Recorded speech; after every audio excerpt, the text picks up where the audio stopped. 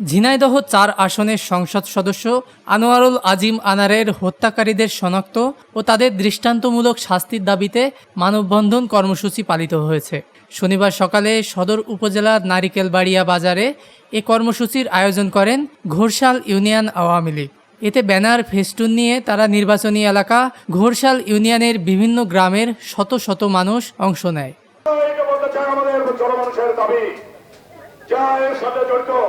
আস্তে আস্তে উদ্ঘাটন হয়েছে, খণ্ডিত ভারতে উদ্ধার হয়েছে, কখনো হয়েছে তার লাশকে টুকরো টুকরো করে বিভিন্ন অঞ্চলে ছড়িয়ে। রক্তকারীদের বলছি, আনার হতে হবে, যে আনার কালীগঞ্জের 100 বছরেও জন্ম নেবে না।